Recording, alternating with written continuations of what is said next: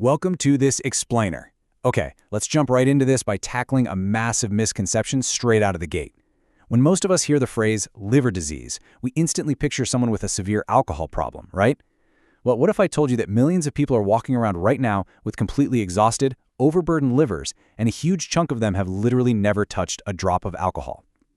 Today, we are completely dismantling that myth. We're looking at a modern metabolic crisis driven almost entirely by how we live day to day. But more importantly, we're going to map out a totally natural science-backed toolkit to actively turn it around. Everything shifts when we look at NAFLD, or non-alcoholic fatty liver disease. Just look at that definition. This is not about alcohol toxicity. It is a metabolic burden. It's basically excess fat suffocating your body's hardest-working filtration system. Think of your liver like this incredible, non-stop engine. Our modern habits, sitting at our desks for 9 hours a day, eating highly processed foods, we are essentially pouring sludge right into that engine. And because the root cause here is fundamentally different from alcohol damage, our fix has to be a total lifestyle shift. It's really not just about what you drink, it is about how you live. So to actually fix this, we've got a very clear, science-backed roadmap. On one side, we have physical activity, things like swimming, yoga, or just a brisk walk. On the other side, we've got a nutrient-dense, science-based diet. And right there in the middle, giving direct support to your liver tissue, we have natural, evidence-based herbs. We're definitely not relying on any magic internet fixes today. We are building a solid, actionable blueprint.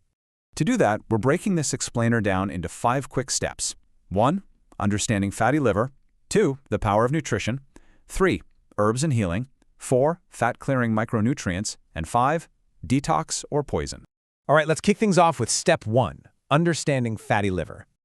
Okay, so here is the absolutely crucial point. Before we even think about adding in fancy supplements or healing the liver, we have to actually stop hurting it. Picture this for a second. You come home from work, a pipe is burst, and your living room is completely flooded. What is the very first thing you do? You don't grab a mop. You turn off the faucet. The medical literature is crystal clear on this. You've got to eliminate those hydrogenated trans fats. You have to cut out the refined sugars, ditch the fast food, and really cut down your exposure to nitrates from processed food packaging. If you just keep triggering that inflammation in your liver with toxic food, any healing effort you try is just going to be mopping the floor while the faucet is still running. So turn the faucet off first. Moving right along to step 2, the power of nutrition. Now, I know a lot of people hear Mediterranean diet and think it sounds complicated, foreign, or just really expensive. But it is actually amazingly simple to adapt for your daily life. Just take a look at these local swaps. You don't need fancy imported stuff. Just trade out your standard white bread for some complex carbs, like brown rice or sweet potatoes. Swap out the heavy red meats for leaner chicken or local sea fish. Instead of cooking everything in animal fat or butter, grab some olive or sesame oil. And hey, when that 3 p.m. super craving hits, skip the processed sweets and just grab a pomelo or an apple. These are incredibly simple, everyday substitutions, but they completely change the metabolic load you are forcing onto your liver. And why do we bother making those swaps? Because of this staggering number right here, 39%. Clinical studies show that people who strictly stick to this kind of adapted Mediterranean model actually see their liver fat drop by an average of 39% in just 12 months. I mean, really think about that for a second. Almost a 40% reduction in dangerous organ fat, and they didn't use a single pharmaceutical drug to do it. It's just a fantastic testament to how well your body can heal itself when you finally give it the right fuel. Okay, step 3, herbs and healing. Let's add some power to this toolkit. These are definitely not just old wives' tales. We're talking about literal chemical powerhouses. First up, green tea. Why is it such a big deal? Because of an antioxidant called EGCG. It actively goes in and reduces lipid, or fat accumulation inside your liver while bringing down those elevated liver enzymes. Then we've got artichoke tea. The secret sauce here is cynarin. It acts like a switch that tells your liver to pump out more bile, which drastically speeds up the actual physical detox process. And finally, milk thistle. It's basically the king of detox herbs, thanks to its active compound silymarin. Silymarin is wild because it doesn't just stop free radicals, it actually gets to work rebuilding the damaged cell membranes in your liver. But, and you need to hear me on this, there is a massive warning attached. The dose makes the poison. Just because these teas are scientifically proven to help does not mean you should be chugging them by the gallon. Medical experts are super strict about this. Limit it to just 1 or 2 cups a day. If you overdo it, you're looking at insomnia, stomach issues, and ironically, you'll end up overworking the exact organ you are trying to give a break. So respect the potency of these herbs. Now, alongside those heavy hitters, we also see traditional medicine staples popping up, things like dandelion root, aloe vera, and regional herbs like deep ha chow. Let's be totally objective about these. On the pro side, they are natural, super affordable, and they genuinely have a great track record for mild cases of liver heat or high blood lipids. But we've got to be real about the cons. They take a long time to work, the results vary a lot from person to person, and most crucially, they absolutely cannot replace professional medical treatment if your liver disease is severe. They are fantastic wingmen for sure, but they aren't miracle cures. Which brings us to step 4, fat-clearing micronutrients. I love calling these guys the cleanup crew. First is potassium. Did you know that just one medium sweet potato gives you about 500 milligrams of potassium? It naturally stabilizes your cholesterol and opens up those detox pathways without sending your blood sugar through the roof. Next up, lipotropics, specifically stuff like choline and betaine.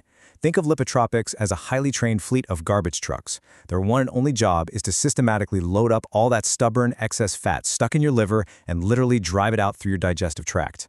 And riding shotgun with them is vitamin E. Vitamin E throws up a protective shield over your liver tissue to stop any oxidative damage while those garbage trucks do their heavy lifting. It's just a beautifully coordinated system.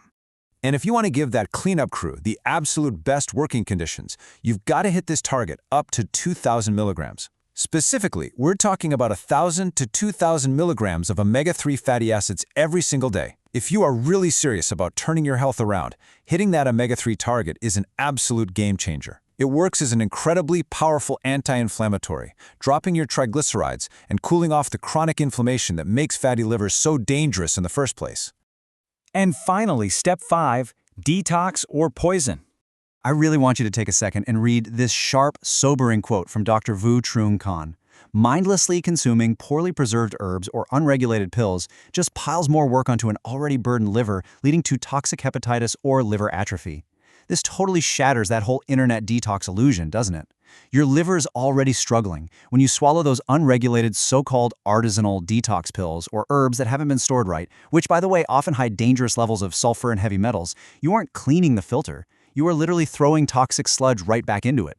People are actually giving themselves toxic hepatitis trying to blindly cleanse their systems. It's wild. So the ultimate takeaway from all of this is incredibly straightforward. There is no magic pill. Your liver is, by its very design, the ultimate self-healing machine. It already knows exactly how to fix itself. Our main job? We just need to get out of its way. Eliminating the bad stuff, cutting the trans fats, the sugars, getting off the couch, is thousands of times more effective than adding a dozen risky, expensive supplements into your morning routine. And look, it goes without saying, but always talk to a medical specialist before you start any new regimen. To wrap things up, I want to leave you with a pretty provocative question to chew on today. We know for a fact that the liver has this astounding capacity to regenerate. So take a hard look at your daily habits. Are the choices you're making every single day giving your liver the space and the nutrients it desperately needs to heal? Or are your habits forcing it to run on empty in a constant state of toxic exhaustion? The roadmap is right there in your hands. It is time to turn off the faucet and let your body do what it does best. Thanks for joining me on this explainer. I really hope this toolkit empowers you to take full control of your metabolic health. Catch you next time.